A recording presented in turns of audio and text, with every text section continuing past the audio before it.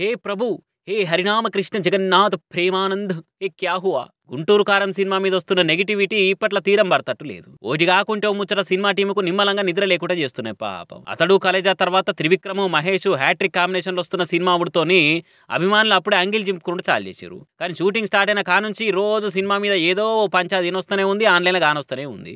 మొన్న రిలీజ్ అయిన oh my baby పాటకు పంచాది ఇంకా పెద్దగా అవుతుంది. అదేం పాట, లిరిక్స్ ఏంది, ఆ ట్యూన్ ఏంది అని తమన్ను పాట రాసిన పాపానికి రామజోగయ్య శాస్త్రిని కూడా అరుచుకునే వరకలా ఆయన కూడా ట్వీట్ చేసిండు పాపం. ఎవరు పడతాలు మాటలు అనేటోళ్ళే, మేము చేసే పనిని ప్రేమిస్తేనే కదా రాస్తున్నాము, మీ ఇష్టానికి మాటలు అంటారా? అయినా చెప్పేదానికి కూడా పద్ధతి ఉంటుంది కదా అని రాసుకొచ్చే వరకలా కామెంట్లలో ఇంకా రెచ్చిపోయారు కొందరు. అవు మాకు నచ్చినప్పుడు మస్తుంది అని ఎలివేషన్ పోస్టులు ట్వీట్లు వేస్తాము, మాకు నచ్చినప్పుడు బరాబర్ నచ్చలేదని కూడా చెప్తాం కదా అని మాట పెరిగే వరకలా నీ పంచాయత్ గంగలగలవా, ప్రశాంతత లేకుండా పోయింది, పని చేసుకోకుండా అయిందని రామజోగయ్య శాస్త్రి ట్విట్టర్ అకౌంటే డిలీట్ చేసి పారేసిండు పాపం. అయినా కూడా ఆన్లైన్ లో గుంటూరు కారం మీద కొత్త టాకులు, టూర్లు, షికార్లు చేస్తున్నాయి. కొత్తగా వస్తున్న ఇంకో ముచ్చట ఏంటంటే సినిమాలో ఓ మాస్ పాట మంచిగా రాలేదని మహేష్ బాబు ఉండి మ్యూజిక్ డైరెక్టర్ తమన్ను త్రివిక్రమ్ ను పిలిచి క్లాస్ తీసుకుండని, ఆ పాట మీద మళ్ళా పని చేయరని చెప్పిండని సోషల్ మీడియాలో టాక్ జోర్ అందుకుంది. ఈ ముచ్చట చిన్నగా మెల్లగా సినిమా నిర్మాత నాగవంశీ దాకా పోయింది. దాంతో ఆయన ఓ క్లారిటీ ట్వీట్ చేసిండు. గుంటూరు కారం సినిమాలో మొత్తం 4 పాటలు ఉన్నాయి, అందులో 3 పాటల షూటింగ్ కూడా అయిపోయింది.